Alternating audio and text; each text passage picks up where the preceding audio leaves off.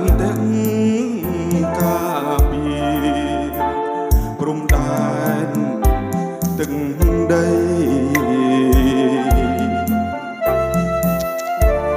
មិនខ្លាចនឿយហត់មិនអាយំថ្ងៃពាក់នេះដើម្បីរាំងសាសន្តិភាពរេគុណរឿងជាតិឆ្ងាយប្រពន្ធកូនទោះបីត្រូវសូនក៏មិនបងក្រោយបូជាសាច់ឈាមជូនជាតិខ្មែរហើយប្រពន្ធបងអើយអូនគុំទូចចិន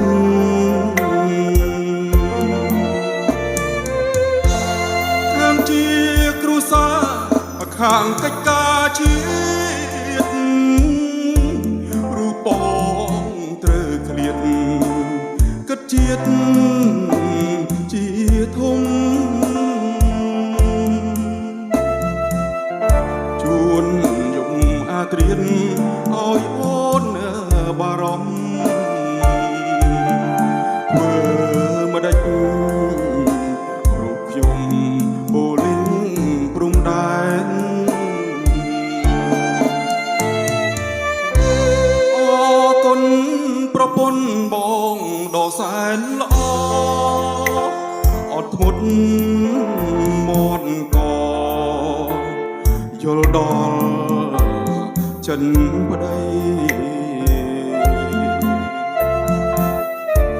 ទោះបងទៅឆ្ងាយក៏មិនភ្លេចថ្លៃ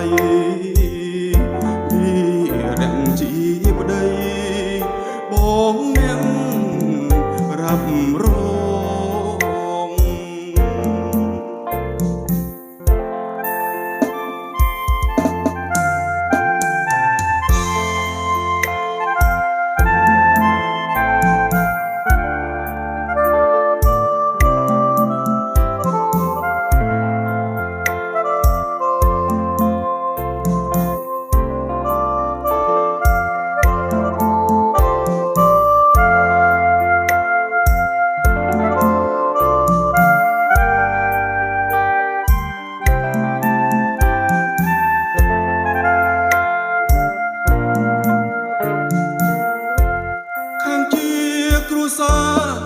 ខាងកិច្ចការជា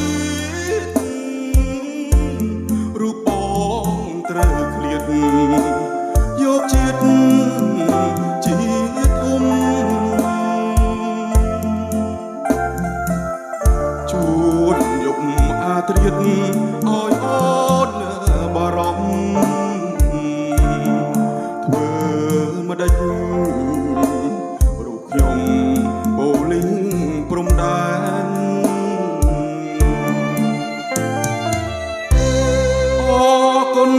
ប្រពន្ធបង